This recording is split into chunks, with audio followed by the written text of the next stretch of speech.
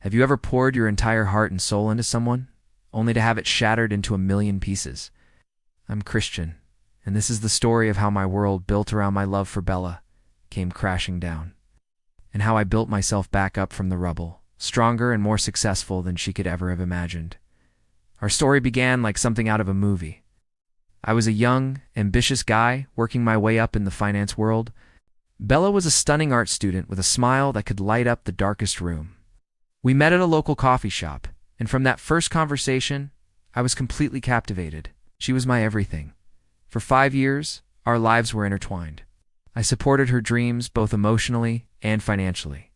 Her art supplies, her studio rent, her tuition, I was more than happy to cover it all. I believed in her talent, but more than that, I believed in us. I saw a future filled with love, laughter, and a shared life.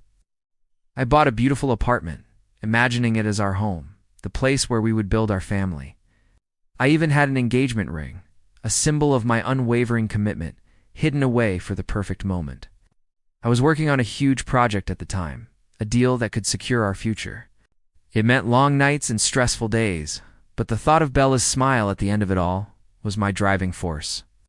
I thought she understood, thought she was my partner, my biggest supporter. But while I was burning the midnight oil, a shadow was creeping into our perfect picture. Bella started becoming distant. Late-night calls became shorter, her texts less frequent. She blamed it on stress from her final art project, and I, trusting her completely, accepted it. I gave her space, thinking it was what she needed. How wrong I was. The day my big project was successfully completed, I was on top of the world. I rushed home, flowers in one hand, champagne in the other, ready to celebrate with the love of my life. I walked into our apartment, the one I'd bought for us, calling her name. But the scene that greeted me was not one of celebration. It was a scene of utter betrayal. Bella was there, in the arms of another man, and not just any man. It was Alex, my so-called best friend, a guy I had trusted like a brother. The shock was like a physical blow, knocking the air from my lungs. The flowers and champagne crashed to the floor, a mess of glass and broken dreams mirroring the state of my heart. The confrontation was a blur of tears and ugly truths. Bella, with a coldness I'd never seen before, told me it was over. She said I had become boring, too focused on my career, and that Alex offered her the excitement and passion she craved. Alex, the man I'd shared my deepest secrets with, just stood there, unable to meet my eyes. She packed her bags, leaving behind not just the apartment, but 5 years of memories, love, and my shattered trust. She walked out of my life with the man I once called my friend, and I was left alone in the silence of our once happy home. The pain was unbearable. It felt like my world had ended. For weeks I was a ghost, haunting the apartment filled with her memory. Every corner held a reminder of our life together, a life that was now a lie. But then, one morning I looked at my reflection and didn't recognize the broken man staring back. In that moment, something inside me snapped. It wasn't about revenge in the traditional sense. It was about survival. It was about proving to myself, not to them, that I was more than just Bella's ex-boyfriend.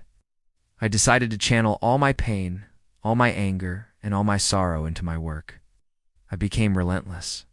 I took on the most challenging projects, worked longer hours than ever before, and poured every ounce of my energy into building a new life. The memory of her betrayal was the fuel that fired my ambition. While they were off chasing fleeting excitement, I was laying the foundation for an empire. My hard work paid off, and it paid off spectacularly. In just 2 years, I wasn't just a successful financier anymore. I had started my own investment firm. My name became synonymous with success in the city. I was featured in business magazines, invited to exclusive events, and my financial success grew beyond my wildest dreams. I moved into a stunning penthouse overlooking the city, a world away from the apartment I had once shared with Bella. I traveled the world, experienced new cultures, and met incredible people. I was living a life she and Alex could only dream of. I wasn't just surviving, I was thriving. One evening, I was at a high-profile charity gala, an event that celebrated the city's most influential people. And that's when I saw them. Bella and Alex. The years had not been kind to them. Bella's vibrant spark was gone, replaced by a look of weary resignation. Alex looked stressed, his suit slightly ill-fitting, a far cry from the confident man who had stolen my life. They were working as part of the catering staff, serving drinks to the very people I was now networking with. Our eyes met across the crowded room. I saw a flicker of shock in Bella's eyes, then regret, a deep, palpable regret. Alex just looked down, ashamed. I didn't need to say a word. My success was my statement. My happiness was my revenge. I just gave her a small, polite nod. A nod that said, "Look what you lost." Then I turned back to my conversation, leaving her to serve canapes in the world I now commanded. Later that night, my phone buzzed with a text from an unknown number. It was Bella. Her message was a desperate plea, full of apologies and talk of second chances. She said she had made a terrible mistake, that she missed the life we had, that she still loved me. Reading that message, I felt nothing. No anger, no sadness, just a quiet sense of closure. The man she had betrayed no longer existed. I had been forged anew in the fires of heartbreak. Simply replied, "I wish you the best." And then I blocked her number. My revenge wasn't about hurting her, it was about healing myself. It was about transforming my greatest pain into my greatest strength. I learned that the best way to get over someone is to get over yourself, the version of you that existed with them.